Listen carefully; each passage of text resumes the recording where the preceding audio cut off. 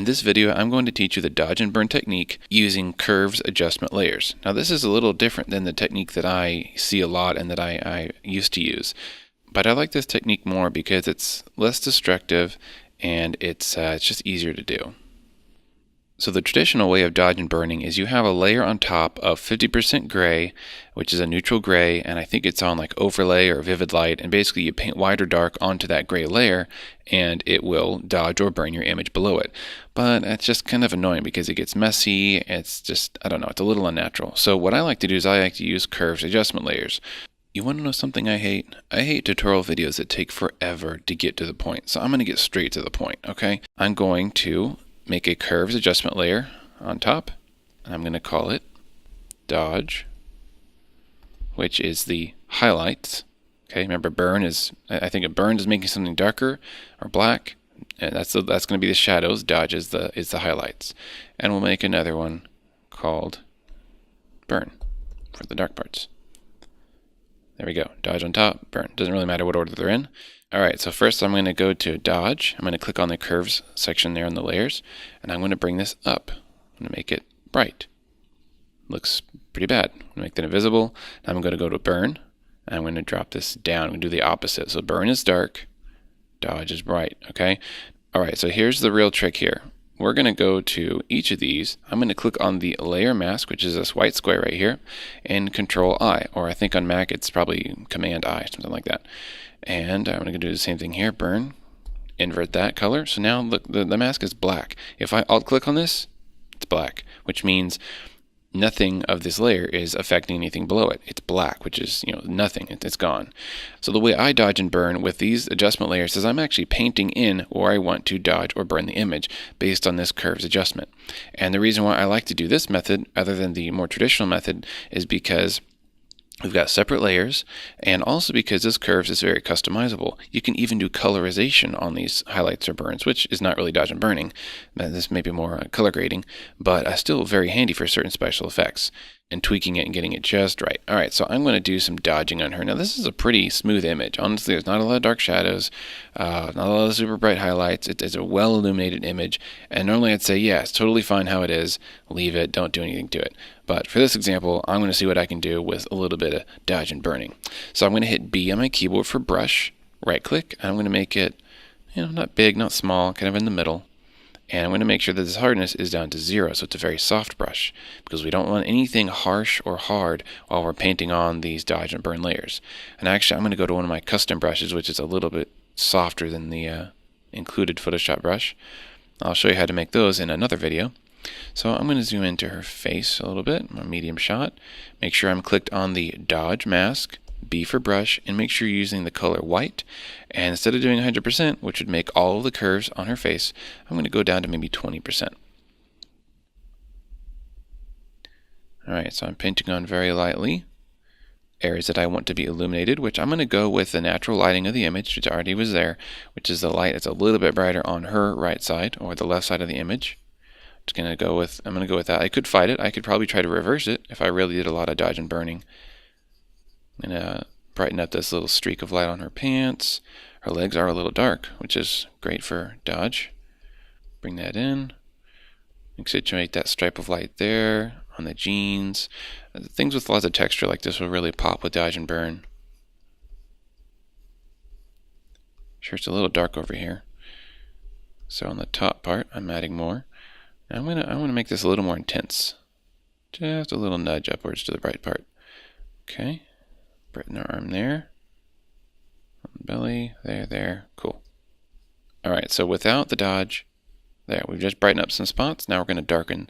We're going to do the opposite. We're going to use burn layer. We're going to paint the burn layer in through masking, and we're going to make it accentuate the darker spots, just to make the overall image more dramatic. Now you're probably thinking, why don't you just increase the contrast? Why don't you just use curves? I totally could, and that might be perfect for this image, but it might not be perfect for all images, and being able to custom paint where you want those curves to affect is really where the power of dodge and burn comes in, because you can't just apply one thing to the whole image and it will be perfect. The whole thing with dodge and burning is you're painting in specific areas, and you're making your own shape, you're making your own contour to the image to accentuate certain things, whether it's light or body shape or anything like that.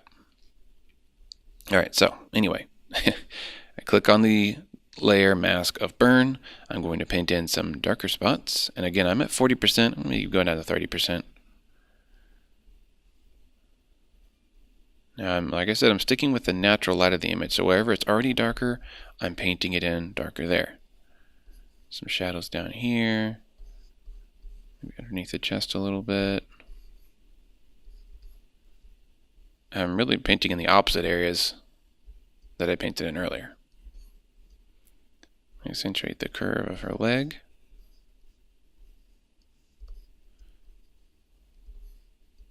Under her arm.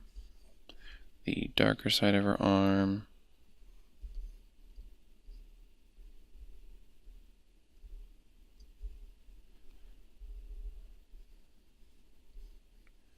Adding a little bit of makeup contour. I am not a makeup artist. I don't really know what I'm doing when it comes to this. Try to a little blushy, little. There we go. I feel like I gave her a little bit of a 5 o'clock shadow. Let's fix that. Now, the cool thing about masking is when you paint white or black, it affects the layer mask. Obviously, you're just painting white or black. So if I paint black onto this, what's going to happen? The burn's going to go away. I'm counteracting what I did earlier, which is why I was painting on white. So I've got black. I'm going to put it at 100%. Boom. It does totally erase what I did. I don't want to erase it all the way, just maybe halfway. So I'm going to go down to like 40%. There. I like to put dodge and burn into a folder of their own, so that I can turn them on and off. I can even lower the opacity of the whole group, which will lessen or increase the dodge and burn effect. DMB. Drum and bass. All right, so off, on. Look at that. Now you're probably thinking, oh, that looks pretty rough, but you're right. I don't use dodge and burn a whole lot, and honestly, a lot of fashion and glamour photographers are pros at this stuff. So I'm still kind of learning what's good, what's normal, what's not. But this is just a quick example of how I like to do dodge and burn when I use it. And like I said, it's very customizable. You've got opacity of each one. You've got opacity of the whole group. I can fade it in, 50% here. Nice and subtle.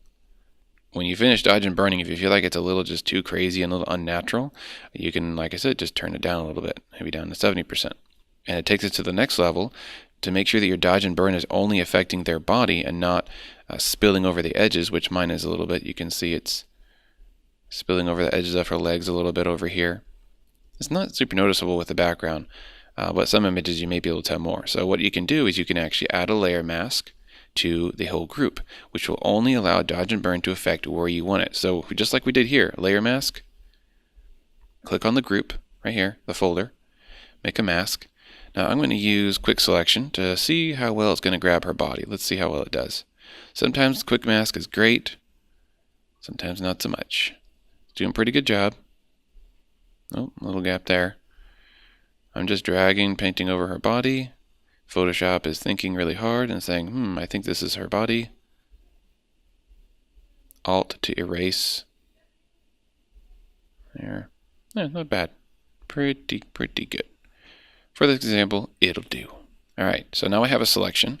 I'm going to go up here, and I'm going to just make this radius up a little bit bigger. Check that, and put smooth.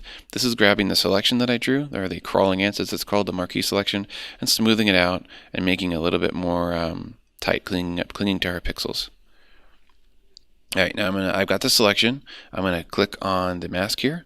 I'm going to do invert or Control I. Look at that. This thing just showed up, but this is reverse. We want her to be white and everything else will be black. So I'm going to click on the mask again. I just did Control D to deselect. Now invert that. There we go. So now whatever is white will have dodge and burn. Whatever is black will not. Awesome. Look at that. It's only on her body. And there's no spill. There's no nothing creeping over the edges of her body for the dodge and burn. And let's bring it all the way up to 100%. Cool. Now if I want to get crazy, I can increase whoa, the values of dodge and burning by dragging up those curves, and it's looking a little plasticky, fakey. I don't know, maybe that's the look you're going for. Maybe you're thinking, wow, Daniel, that's the coolest image I've ever seen. Well, to each his own. I don't like it that much. So I'm going to bring it back to a little more natural curve. Cool. Awesome. Now, like I said earlier, you could play with the RGB values of these curves. I'm just going to do the burn one. Let's see what happens if I bring up the red. Interesting. Whoa, not interesting. So I probably do not advise using this. So basically, just think of the shadowy spots that I painted in. I'm affecting how much red, green, or blue is in those spots. I kind of like that.